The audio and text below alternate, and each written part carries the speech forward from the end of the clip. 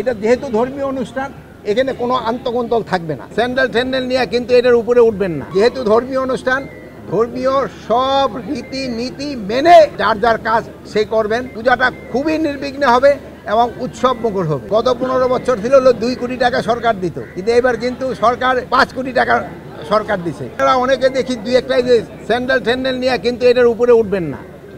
এতে কিন্তু এর পবিত্রতাটা কিন্তু নষ্ট হয়। যেহেতু ধর্মীয় অনুষ্ঠান, ধর্মীয় সব রীতি নীতি মেনে আপনারা এখানে যার যার কাজ সে করবেন এবং আমি আশা করব পূজাটা খুবই নির্বিঘ্নে হবে এবং উৎসব মুখর হবে। আর আপনারা জানেন, আমার বোন অলরেডি বলছে যে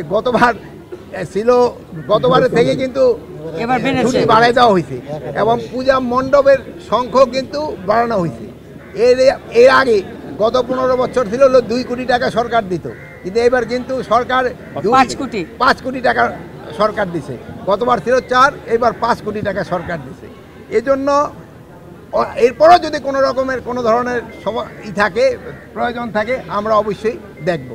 প্লাস আপনারা জানেন পূজা যেন নির্বিঘ্নভাবে হতে পারে, এই জন্য আমরা একটা কিন্তু নতুন অ্যাপও খুলেছি।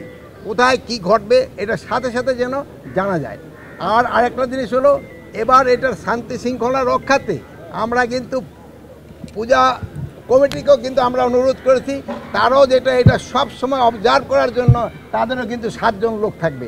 আমাদের আনসার থাকবে, অন্যান্য আইন শৃঙ্খলা বাহিনীর লোক থাকবে, পুলিশ থাকবে, সাথে সাথে তাদেরও নিজস্ব লোক থাকবে। কোনো 24 ঘন্টা এটা পুরো অবজারভেশনের ভিতরে থাকবে। মানে এইটা অবজারভেশন কিন্তু শুরু হয়ে গেছে, মানে পরিচালনা পর্ষদ দেওয়া কিছুদিনের ভিতরেই কিন্তু আইন শৃঙ্খলার বাহিনীও লোক চলে আসবে। কিন্তু আপনাদেরকে আমার সবচেয়ে বেশি অনুরোধ হলো, এটা পবিত্রতা আপনারা রক্ষা করবেন এবং সব ভালোভাবে যেন সবাই এটা উদযাপন করতে পারে, এটার দিকে খেয়াল করবেন। এটা কিন্তু শুধু হিন্দু ধর্মের লোকে আসে না, সব ধর্মের লোকে কিন্তু এটা দেখার জন্য আসে। এই জন্য সবাই যেন ভালোভাবে দেখতে পারে, এটারও তারা ব্যবস্থা করবেন। আর এই যে এইখানকার যে পরিচালনা পর্ষদ আছে, তারাও কিন্তু গতবার খুবই সুন্দরভাবে সুষ্ঠুভাবে এবং উৎসব মুখর পরিবেশে এটা কিন্তু করতে পারছে। এবারও তারা করবে, এটা আমি আশা করি।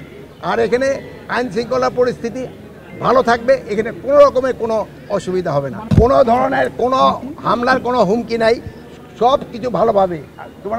আপনারা তো শুনছেন, আমাদের ভাই বোনেরা অলরেডি কিন্তু তারা বলছে। এখন আপনারা বাইরের কোনো কথায় কান দিবেন না, আপনারা বাইরের কথায় কোনো কান দিবেন না। এটা যেন ভালোভাবে হয়ে যায়, এটা আপনাদেরও কিন্তু সবাই সাহায্য সহযোগিতা দরকার। এবার ধরেন যে আপনাদের আজকে কিন্তু একসাথে করতে অনেক সময় লেগে গেছে, বাট এটা যেসব ঠাকুর পূজা পরিচালনা করব সেই সময় কিন্তু আমাদের এত গন্ডগোল করলে হবে না। আজকাল ভাই বোনের ভিতরে আন্দোলন থাকে, ভাই ভাইকে ভিতরে থাকে, পাড়াপড়শিদের ভিতরে থাকে। বাট এটা যেহেতু ধর্মীয় অনুষ্ঠান, এখানে কোনো আন্তঃকন্দল থাকবে না, সবাই একসাথে এটা উদযাপন করছে।